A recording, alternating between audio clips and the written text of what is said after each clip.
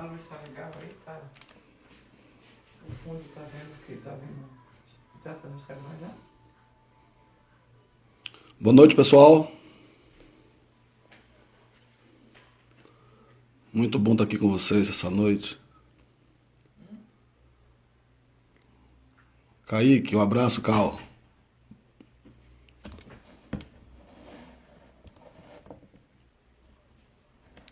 Oi, Sandrinha.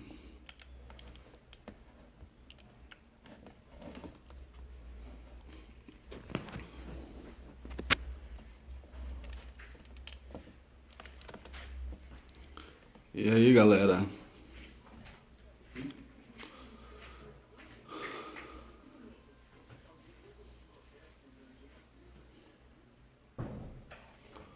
Oi, Flavinha.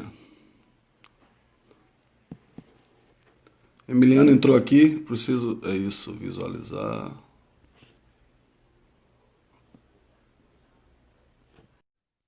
Emiliano já entrou aí, tô aceitando ele aqui. É, velho Lavoisier. Quase no ar, não? Meu amigo, Está conseguindo me ver, não? Como é que tô é? sim, estou lhe vendo e lhe ouvindo. Eu não tô, eu só não estou aparecendo para mim aqui, eu não sei o que que é, porque eu sou um meio analfabeto nesse território, né?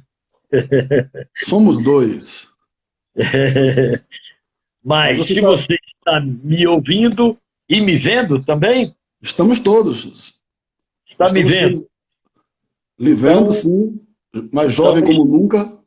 nada. Olha aqui, ó, os E cabelos cada vez mais brancos e maiores por causa da pandemia. é, deixando. É agora que eu tô percebendo, seus cabelos estão grandes, rapaz. Estão longos. E me lembro que eu passei 4 anos na cadeia e não cortei cabelo, né? Então agora, para mim é simples não cortar, né? Então, deixa crescer. Vamos falar E sobre você? isso. Emiliano, eu queria falar do privilégio, né, de tê-lo aqui hoje conosco nessa live, nessa noite. É um prazer, de fato, é algo inenarrável, porque você tem dimensão, talvez, do respeito, do amor que eu tenho por você. Eu fico E muito honrado com isso. E mando um colar para você, logo de cara. Ou você contar a eu, história do colar, que é aquela vamos, história fantástica. vou contar sim, claro que eu vou contar. Mas nós só temos, infelizmente, uma hora por conta do recurso do Instagram. Mas E a gente faz outras. eu queria otimizar bastante esse momento contigo, Tá sorvendo muito de bem. você esse néctar aí, esse conhecimento, essa humanidade que há em você.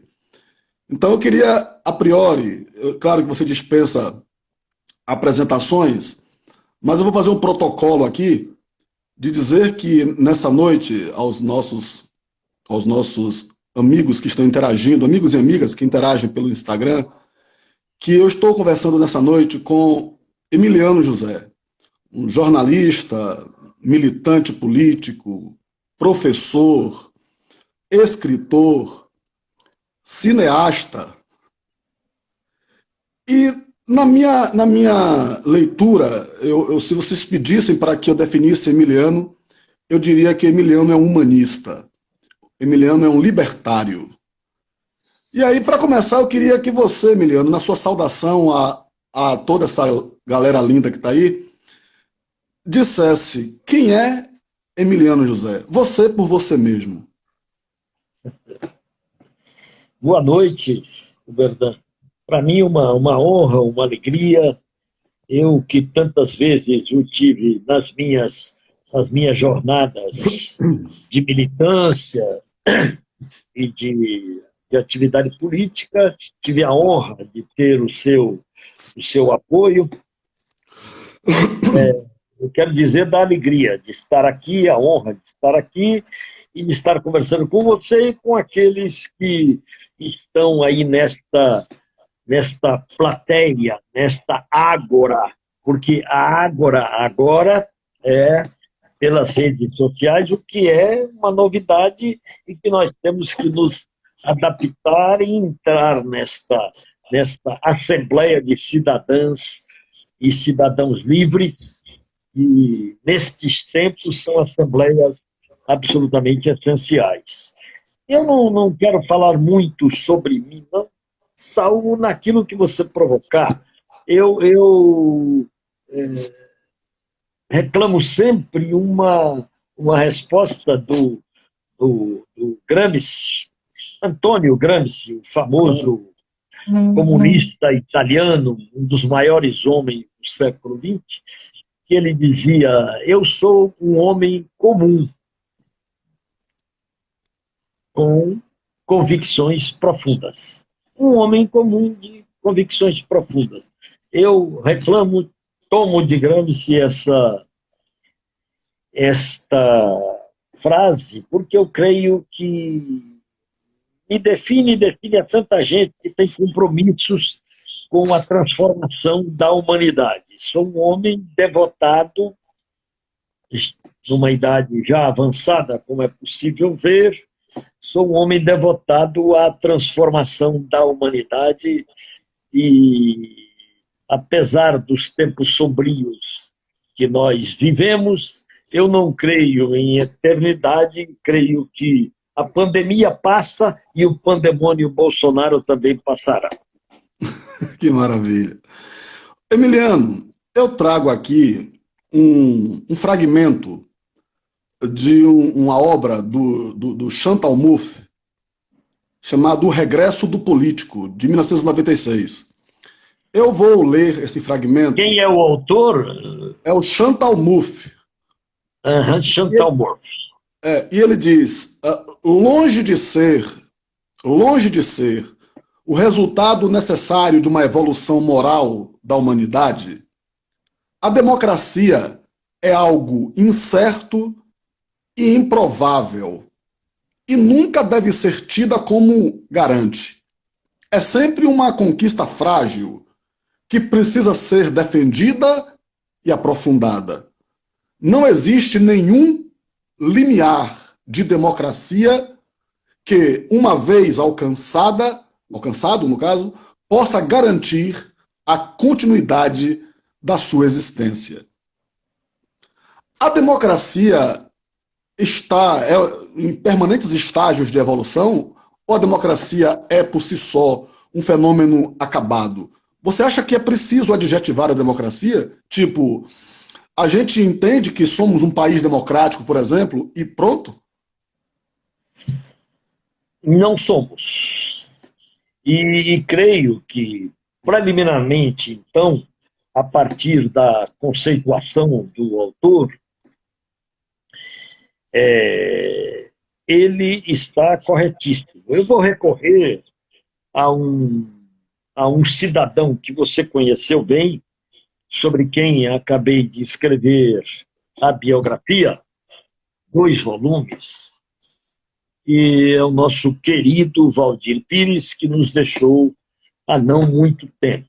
O Valdir, desses homens raros, que eu tive o privilégio de conhecer e desfrutar da amizade, de ser a pessoa mais próxima dele nesses últimos 30 anos, no sentido político e no sentido da amizade também, que aí eu não vou disputar com ninguém a amizade. Mas no sentido político, inegavelmente, eu fui o sujeito mais próximo dele nesses últimos anos.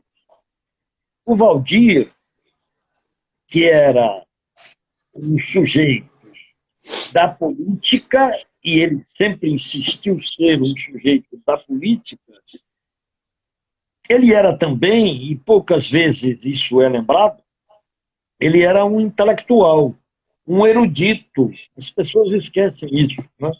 Um professor. Ele foi professor aqui da Universidade Católica, ele foi professor da UNB, um dos fundadores da UNB, e foi professor na Universidade de Dijon, na França. Né? E era um homem que leu tudo que você puder imaginar, né? E ele dizia muito claramente: a democracia nunca reinou entre nós. Ela é um processo em construção. E ele vinculava democracia e igualdade. Não há, para ele, a democracia da sucessão de eleições não significava democracia. Você tinha democracia à medida em que os homens, os seres humanos, fossem se tornando iguais. Ele acompanhava, né, pelo conhecimento histórico, as grandes revoluções do mundo, desde a Revolução Inglesa, para pegar os mais recentes. Ele via desde os gregos. O Valdir era um conhecimento absolutamente incrível. Mas ele tratava com muito carinho a Revolução Inglesa, ele tratava com muito carinho a Revolução Americana, que a gente, às vezes, ao falar do imperialismo americano, com todo o seu caráter genocida, a gente se esquece de como surgiu aquela nação, né? Exatamente. Surgiu de uma luta, surgiu da luta armada, né? Hein? Vamos lembrar? Exatamente. Surgiu da luta armada, surgiu com a máxima de que todo homem tem direito a se insurgir contra qualquer tirania. O direito à rebelião. Surgiu o direito à rebelião. Surgiu assim. O Valdir lembrava sempre isso, mas como lembrava da Revolução Francesa, né? Mas ninguém vai fazer uma análise para trás com o olhar de hoje. Mas ele lembrava, ainda não era a liberdade das pessoas, nem na Revolução Francesa, nem na Revolução Americana. A escravidão continuava, nessas revoluções todas. E nós estamos em processo no mundo de construção da democracia. Significa, dizia ele, avanços, retrocessos, e por isso nós não há a possibilidade de a gente definir qualquer democracia como acabada, né? Aquilo que nós conhecemos como democracia americana hoje, quanto retrocesso teve, sobretudo após as Torres Gêmeas nos Estados Unidos, né? Que democracia é a dos Estados Unidos? Aquela que massacra os negros? Nós estamos vendo agora. Não, continuamente, né? Aquela que coloca milhares e milhares e milhares de pessoas nas cadeias, e nas cadeias estão os negros americanos, né? Que democracia é aquela? Que democracia é essa que se dá o direito de esmagar outras nações? Estou lembrando dos Estados Unidos, mas poderia lembrar a construção da democracia aqui na América Latina, né? Nós vivemos vamos chamar desta maneira, uma década de ouro recente, né, na América Latina. Não estou precisando uma década, mas é mais ou menos isso. Uma década extraordinária na América Latina, com lideranças extraordinárias que surgiram neste período. Os Estados Unidos ocupados lá com o Oriente Médio. De repente, eles voltaram os olhos novamente para a América Latina e nós experimentamos um retrocesso atrás do outro e uma perseguição tenaz a todas as grandes lideranças latino-americanas. Não é preciso nem necessário lembrar a perseguição a uma das maiores lideranças do mundo, que é o nosso querido presidente Lula, que foi preso para não disputar e ganhar a presidência da República. Então, nós tivemos um golpe aí, para falar de democracia, né? Um golpe em 2016 que provocou com o golpe e a chegada do Temer ao poder. E depois a eleição do Bolsonaro, nós experimentamos um retrocesso em termos de direitos sociais de 80 anos, pelo menos é o retrocesso que nós experimentamos com o fim da CLT, com o fim de todas as políticas públicas que foram desenvolvidas nos governos do PT.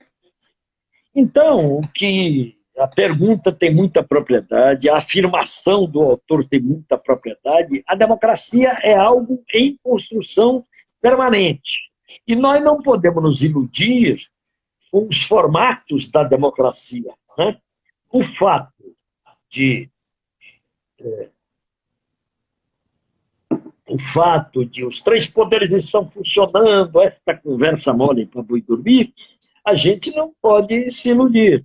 Eu lembro ainda, porque o Valdir me vem sempre à cabeça, no dia 2 de abril, na madrugada de 2 de abril de 1964, Valdir Pires e Darcy Ribeiro eram os últimos homens no Palácio do Planalto. E eles saíram por uma porta para não serem presos, e por outra porta entrou Ranieri Mazzini com o Supremo e tudo para abençoar o novo poder que se instalava no Brasil. O Supremo sempre participou de todos os golpes no Brasil. A gente fica falando de Suprema Corte. Ora, vamos lembrar de todos os golpes. O Supremo participou de tudo, sempre. Como agora, em abril de 16, presidiu o golpe. Exatamente. Então, a gente não pode esquecer essas coisas. Você, que é professor de história, sabe muito mais do que eu, não tem dúvida de que essa formatação e que nós preservamos e valorizamos da independência entre os poderes e tudo, elas se afirmam não na decorrência da luta, né? E eu lembro, eu sou um admirador da Revolução Cubana, né? Eu estive entre o final de 18 e o final de 19 3 vezes em Cuba, né?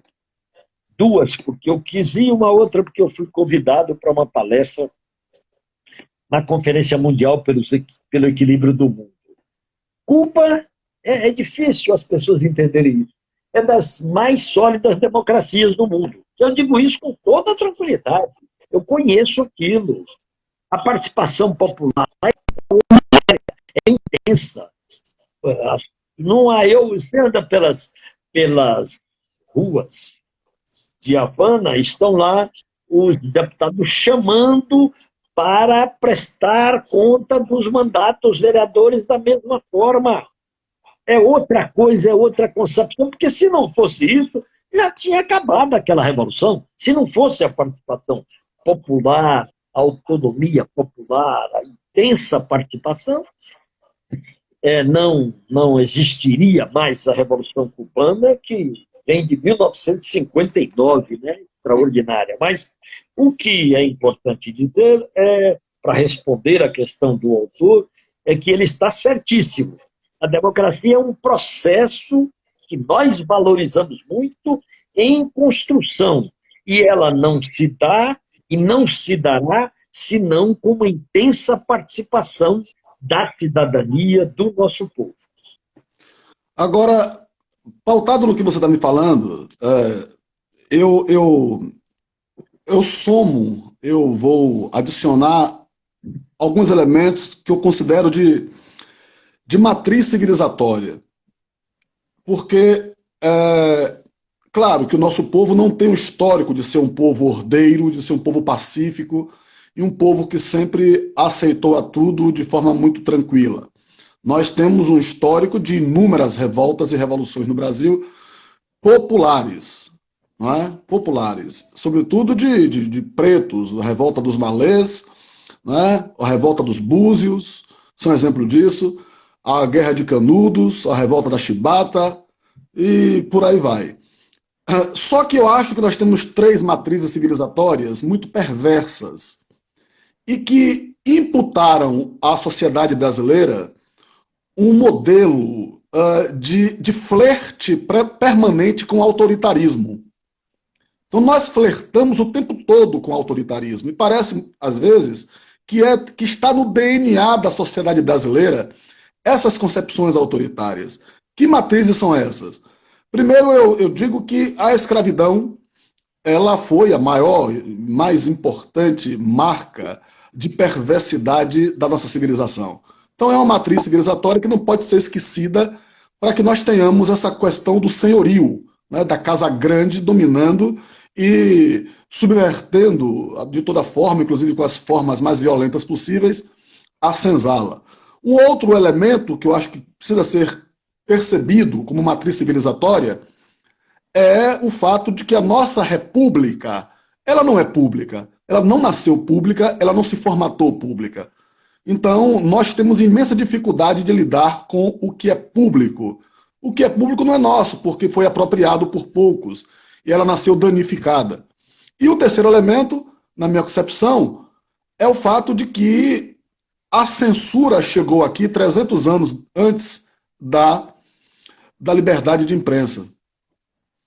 Então, você que tem, inclusive, vários livros sobre a relação da imprensa, né, o jornalismo de campanha e a Constituição de 88, por exemplo, imprensa e poder, você que é um jornalista, que dialoga muito sobre isso, como é que você avalia essa questão? Quer dizer, por que flertamos todo o tempo com o autoritarismo?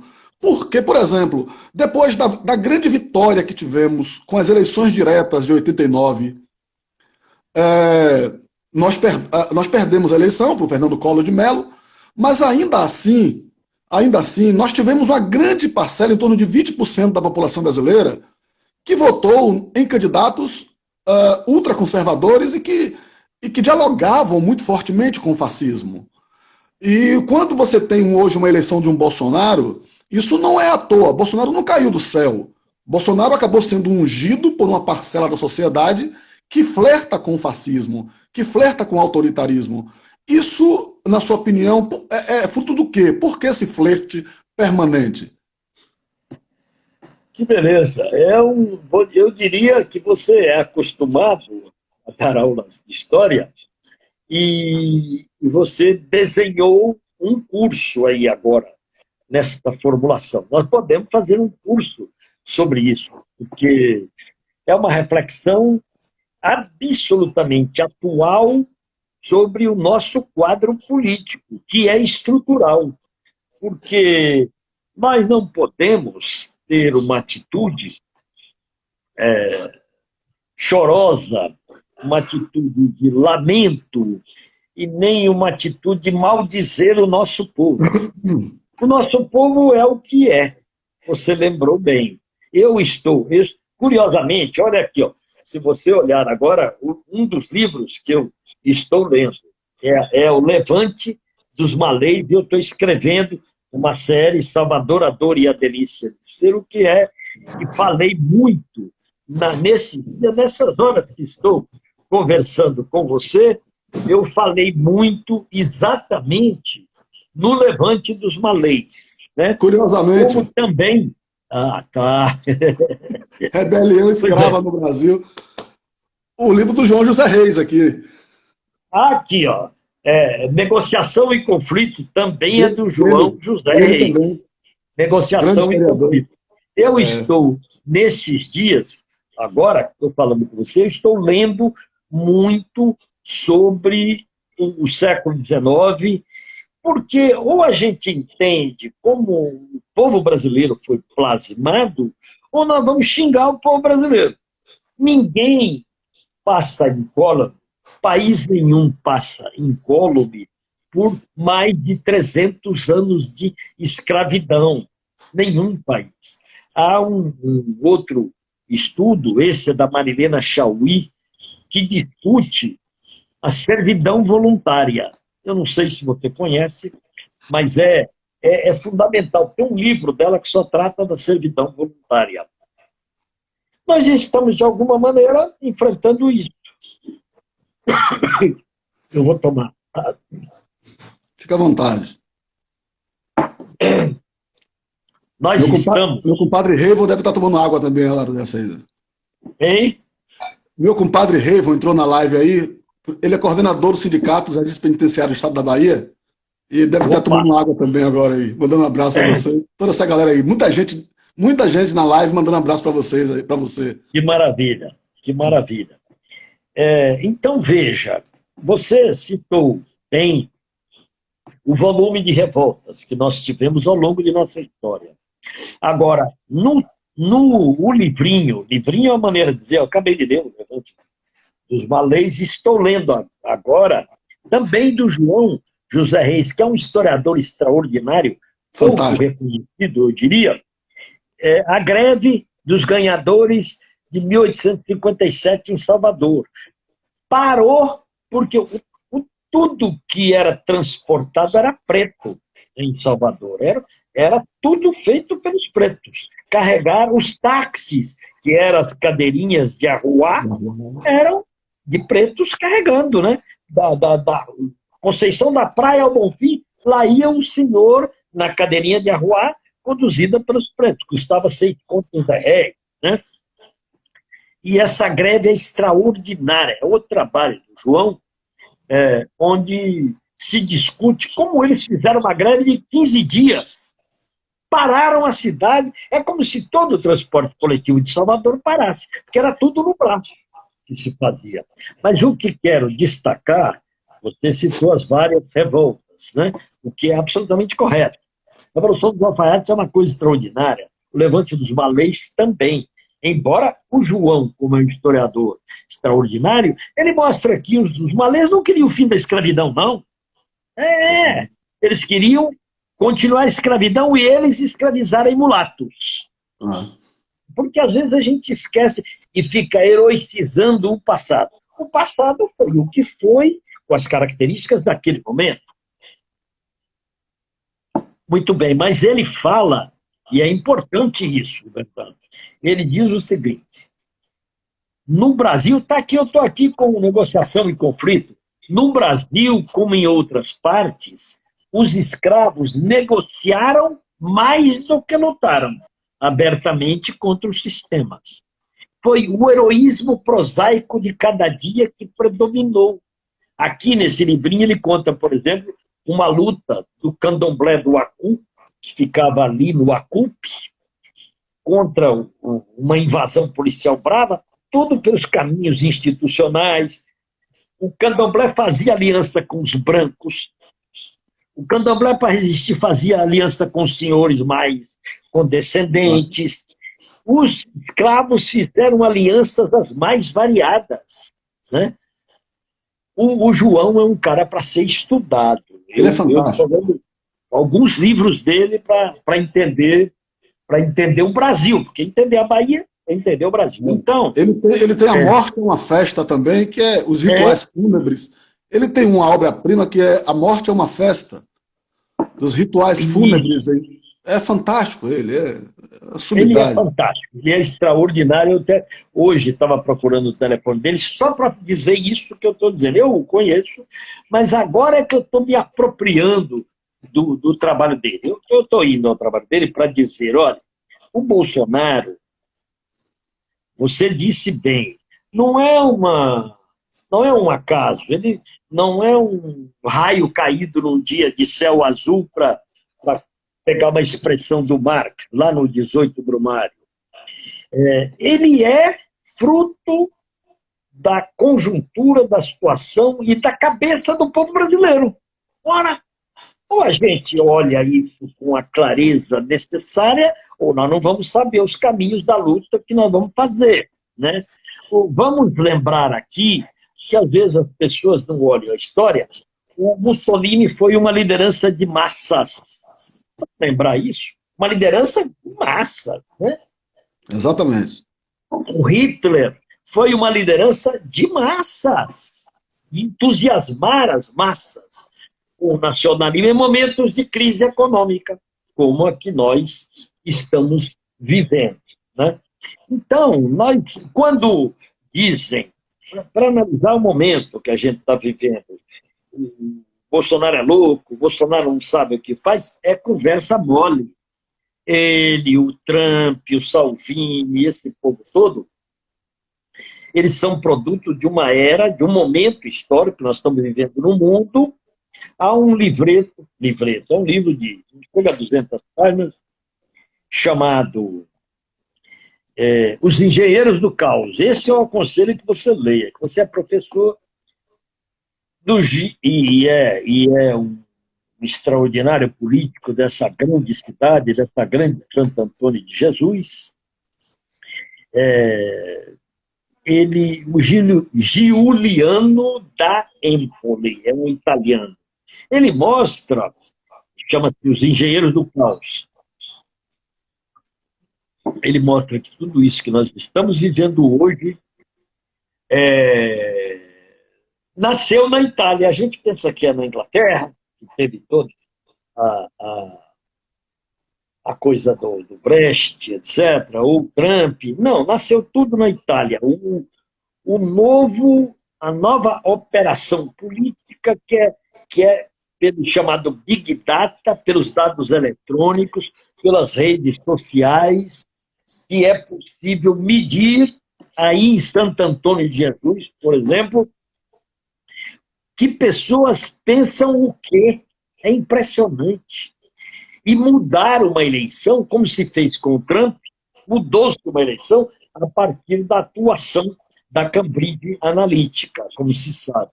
Como o Brecht na Inglaterra foi a partir da atuação da Cambridge Analytica. Há um documentário também na Netflix que pode ser olhada para compreender tudo isso.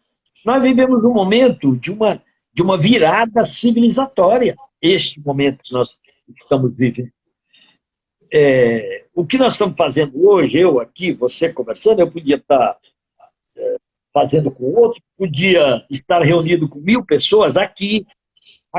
Eu já tive reunião de 80, de 100, aqui em Salvador, na condução do programa de governo participativo. Eu estou coordenando o programa de governo participativo da nossa candidata, a Major Denise. A gente faz plenárias territoriais, reunindo 3 zonais, reunindo 500 pessoas. 500 pessoas. Que talvez a gente não reunisse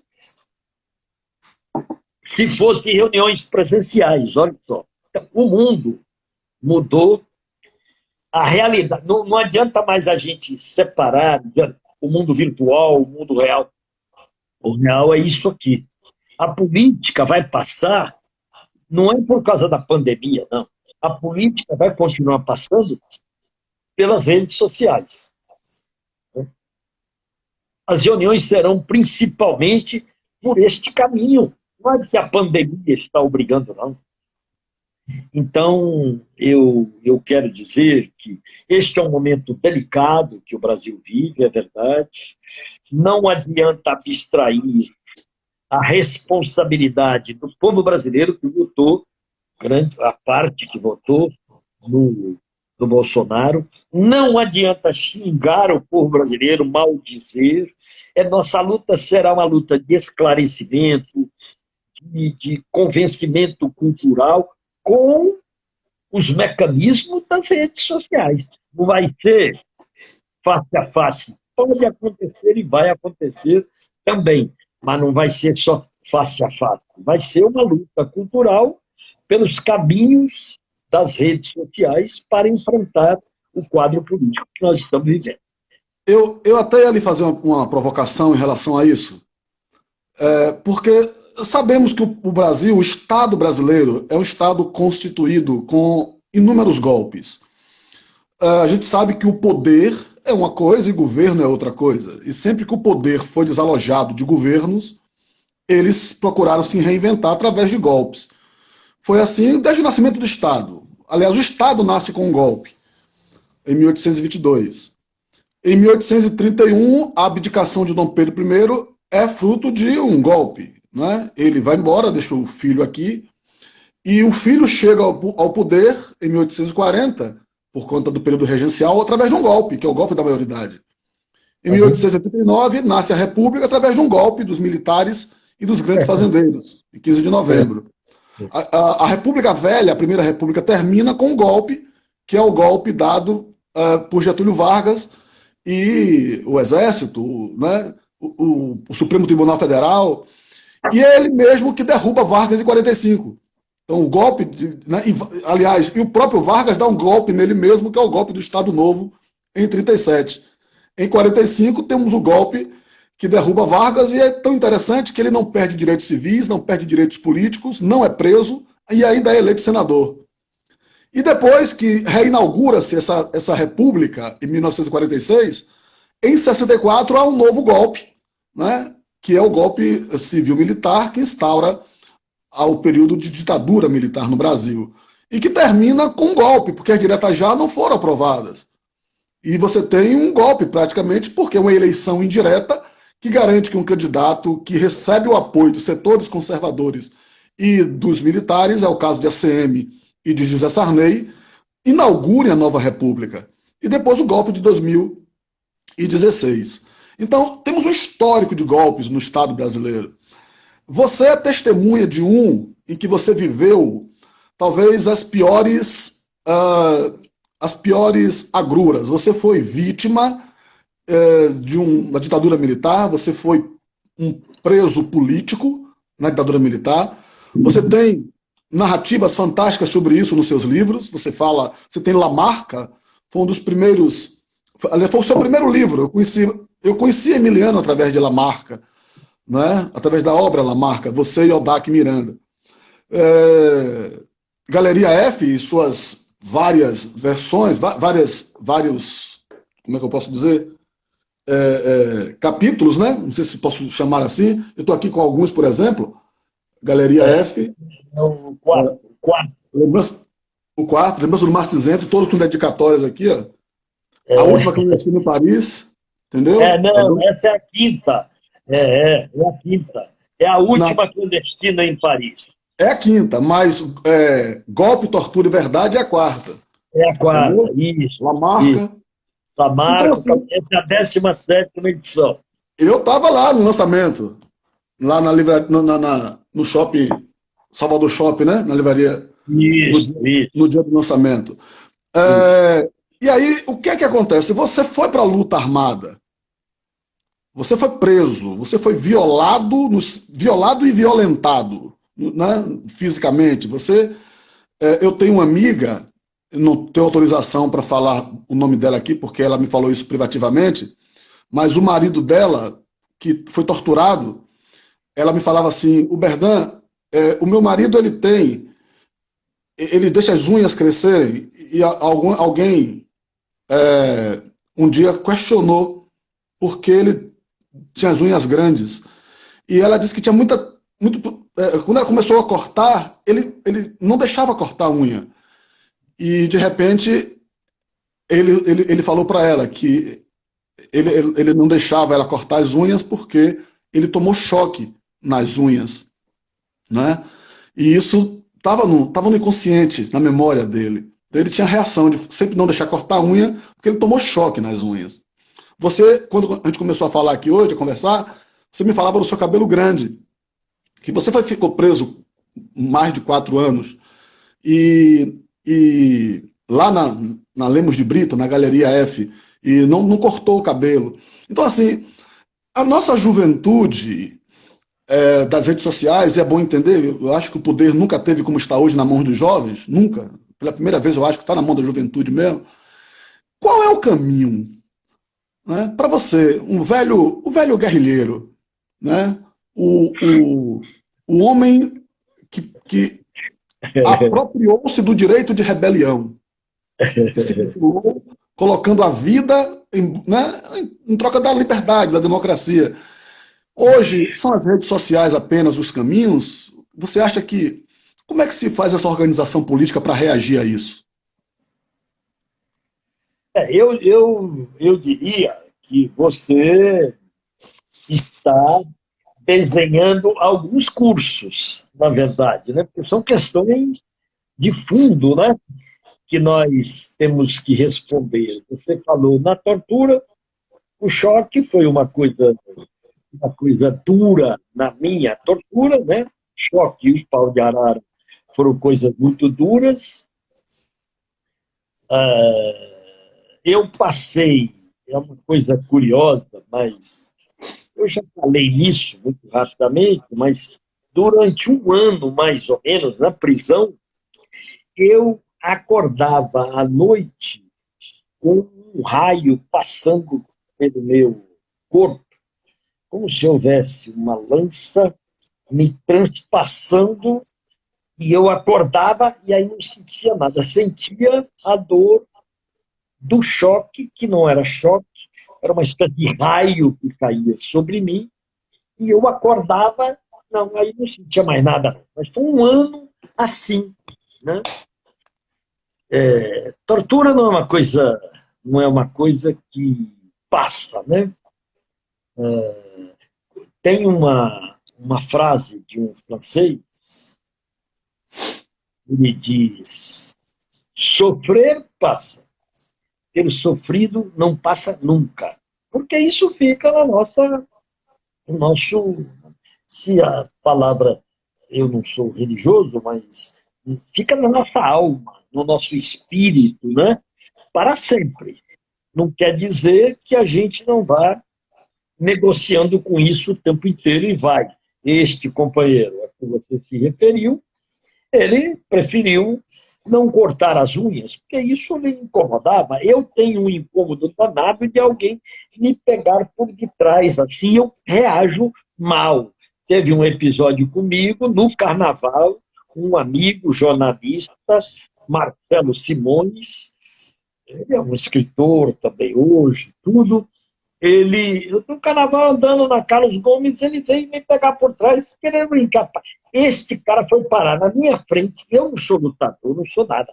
Mas eu joguei ele para minha frente e pisei na garganta dele assim de repente. Eu nem sei como fiz isso. Mas aí eu percebi que era ele. Eu percebi que era ele. Porque eu escapei de vários episódios de prisão, né? Assim, lutando, trocando porrada e tal. Eu era jovem. Hoje não dá para trocar porrada mais. Mas eu era jovem, era forte para um limite meu, tal, que nunca fui um sujeito grande. Tal. Então, no entanto, eu tenho que ter compreensão do momento que a gente vive e ter, que você disse de alguma maneira, e ter esperança na nossa juventude. Né? Eu sou um homem de partido, eu acredito em partidos como essenciais à vida democrática e à vida política, partidos no sentido ampliado da palavra, né? Eles são essenciais, mas quem imaginar construção de partido nos termos do passado vai quebrar a cara. Olha, quem está dizendo é um sujeito que trabalhou e trabalha com o partido. Eu sou do Partido dos Trabalhadores, todo mundo sabe, é o meu partido. Agora, nós temos que chegar a estes tempos que estamos vivendo, que, como diria meu amigo Valdir, nós estamos numa esquina civilizatória, né? Onde o papel, volto, da internet, o papel do que a gente chama de mundo virtual, que não é mais virtual, é o real. Qual é o menino que você conhece que vive, sobretudo, para fora? Ele vive, sobretudo, para dentro, com o celular na mão. Exatamente. Quem tem filho, quem tem neto, eu tenho filho de 45 anos e tenho netas, várias netas, e eu sei o que é a imersão no celular. As mães, coitadas, têm que brigar o tempo inteiro para que elas combinem a imersão no celular com o estudo necessário, e às vezes a escola, e você é homem da escola, não entende, não dá mais para ignorar este mundo na educação também. Então eu tenho que depositar esperança nesta juventude, nesse novo formato da existência. E acredito, porque a rigor há muita novidade, criatividade, cultura na juventude, inclusive na juventude pobre, por estes caminhos também. Da poesia, do hip hop, da cultura, do teatro, há muita criatividade. Né? Agora, resta, e aí você tem razão, que o partido político seja o elemento coesionador de toda essa rebeldia que é real, que existe. Para e passo com a servidão voluntária que nós já discutimos aqui. A Madalena Chauí. Dentro desse contexto, tem uma pergunta aqui para você. Como é para Emiliano estar fazendo parte, ou seja, está coordenando o grupo, a equipe que está elaborando o plano de governo da Major da PM, Denise? É uma tranquilidade, porque, de fato, eu escrevi a biografia do capitão Carlos Lamarca. A Major Denise é uma mulher extraordinária. Eu estou convivendo com ela diariamente. A Major Denise é psicóloga. A Major Denise dirigiu a Ronda Maria da Penha, que fez um trabalho reconhecido no mundo, não é só no Brasil, não, pela qualidade, pela humanidade que emprestou aquele trabalho. A Major Denise fez um mestrado na área do NEIM, do Núcleo de Estudos Interdisciplinares da Mulher, da UFBA. A Major Denise está fazendo doutorado. A Major Denise é uma mulher que tem compromissos profundos com o povo de Salvador. Sempre votou no PT, é uma admiradora incondicional do nosso Luiz Inácio Lula da Silva. Então, o fato de ela ser militar não lhe empresta a mesma condição daqueles militares truculentos, violentos, que massacram nossa juventude. Não, ela luta contra isso. Ela assumiu e assume os compromissos do Partido dos Trabalhadores. Então, eu estou muito à vontade e feliz com o fato de ter uma mulher assim vindo para enfrentar o dilema e o desafio de Salvador. Nós não queremos, e nós temos que advogar, nós falhamos nisso. Houve um início no governo Lula, houve o PRONAF, que foi um programa que pretendia ter uma visão abrangente da segurança pública. Nós precisamos de segurança, nós precisamos de policiais, nós precisamos da presença da PM, agora uma PM cidadã, que seja capaz de proteger o cidadão e não encarar o cidadão como inimigo. Isso é absolutamente verdadeiro e ela tem compreensão disso e está no nosso...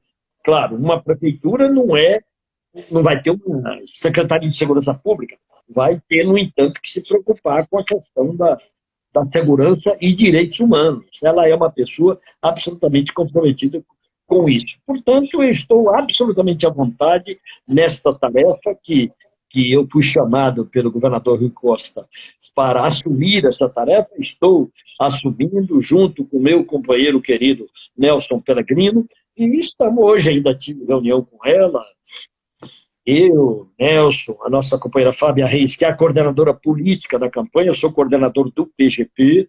Então, para mim, é uma alegria. E acho que são preconceitos esses que tentam, pelo fato dela ser uma major, ser necessariamente identificada com a visão repressiva, violenta da PM. Ela não é.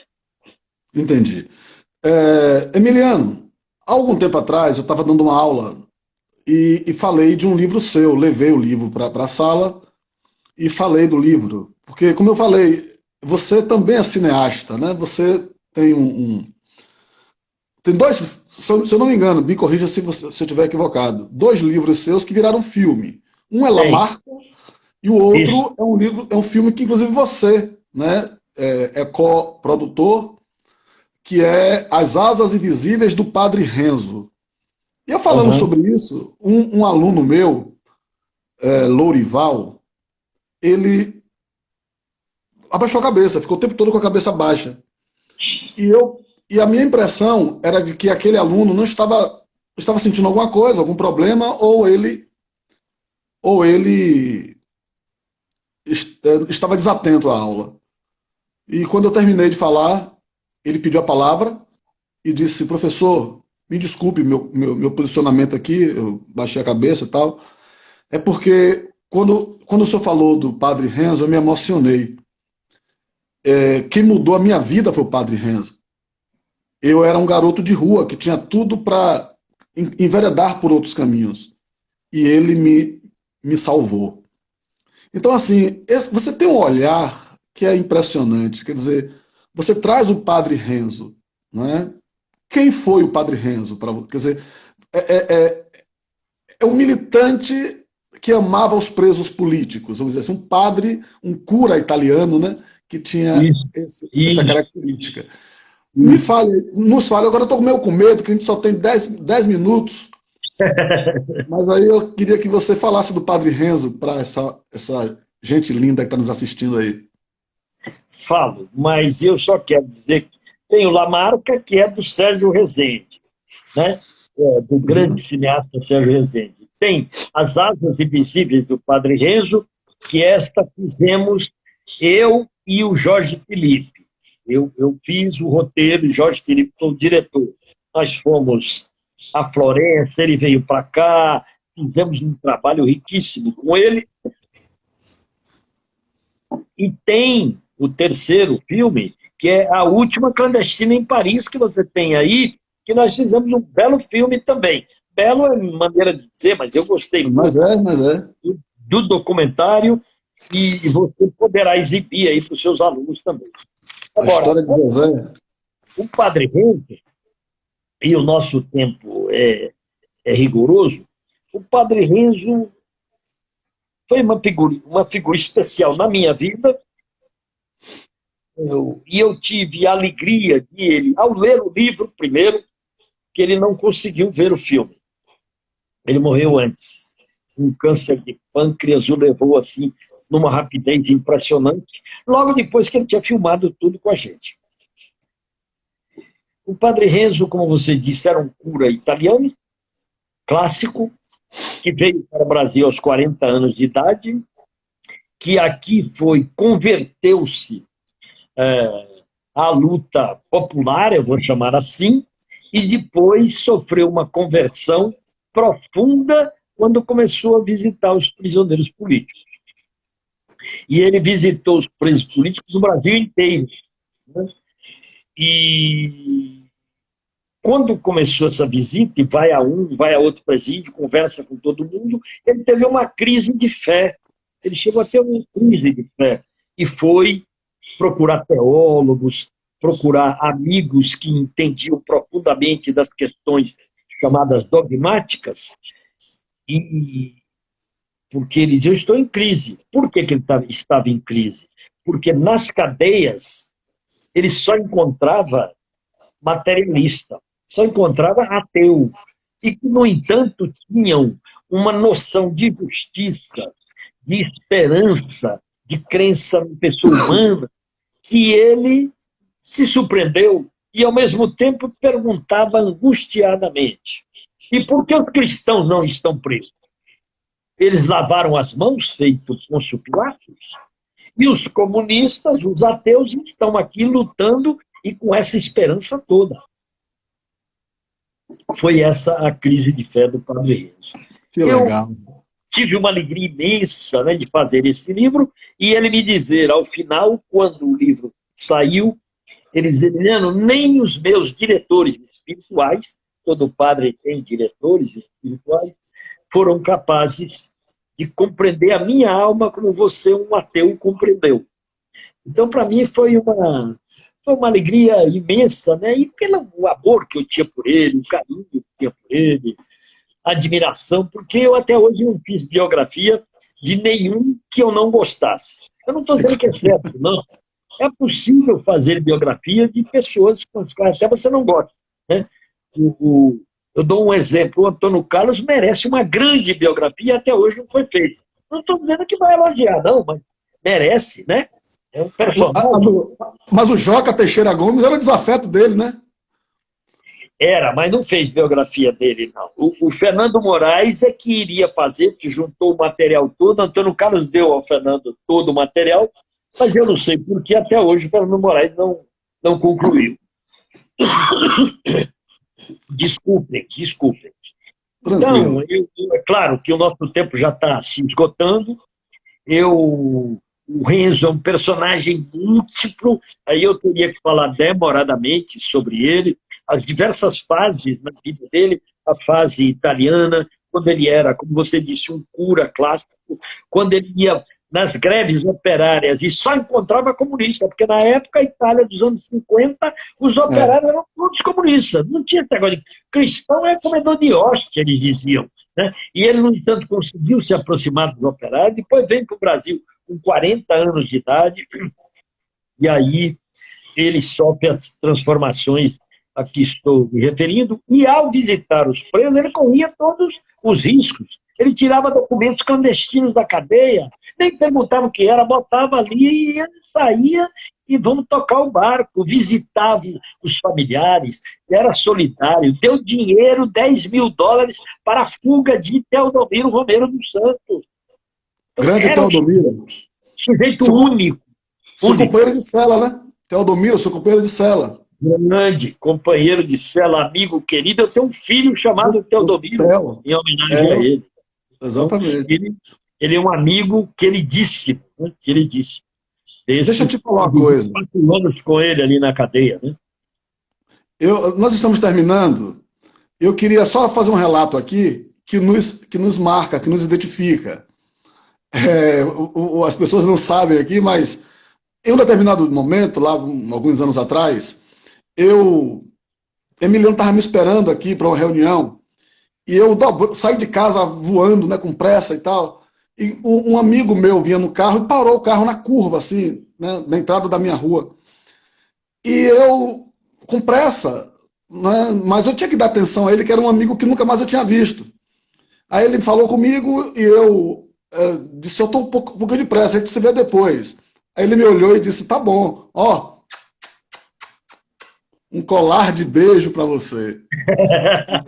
E eu cheguei na hora com o Emiliano na reunião e contei isso. E de lá para cá, toda a conversa nossa, a gente pauta esse colar de beijos. E é em nome desse colar de beijos, Emiliano, que eu me despeço de você, e ainda com uma pequena provocação para que você se despeça, finalizando, ficando à vontade, até que o Instagram nos corte. Como diz Zé Ramalho, né? Na tortura, toda carne se trai?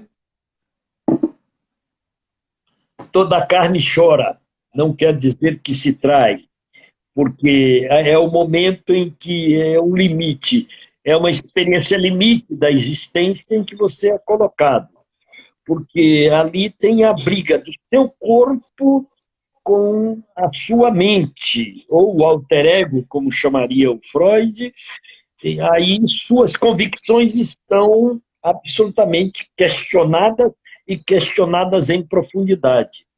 Você pode atender os apelos da carne e falar para o torturador, ou pode estar disposto a morrer e não falar. E não tem nenhum heroísmo nisso, consegui fazer na tortura a opção de nada dizer, nem o meu nome verdadeiro. Você teve um nome clandestino por muitos anos, né? Pedro Luiz Vian era o meu nome de carteira de identidade, e foi o que eu mantive só muito tempo depois da tortura, é que eles vieram a descobrir quando picharam a cidade de Salvador com a frase libertem Emiliano. Aí eles descobriram que era eu que estava preso. Que maravilha, rapaz. Que maravilha. Isso aí é uma live dessa, a gente precisa ficar a noite toda aqui conversando contigo. Mas eu soube que tem um livro no forno, né? Tá saindo. O Cão Morde à Noite. Ele sai nos próximos dias. O Cão Morde à Noite, ele pega... É autobiográfico, mas contracenando com todos os meus parceiros de luta. Da minha infância até a minha saída da prisão. É coisa de 500 páginas só. Que maravilha. Pois é, meu irmão. Pois é, eu queria muito agradecer a você por nos premiar. É muito conhecimento, uma live leve, uma live muito, muito boa de se, né, participar. Está aqui centenas de pessoas falando, comentando, e é isso. Muito obrigado a você, o meu carinho, o meu respeito, o meu amor e um colar de beijos. Temos só 10 segundos. Colar de beijos. Tchau, meu irmão. Obrigado, gente, por participar aí. Boa sorte em tudo aí.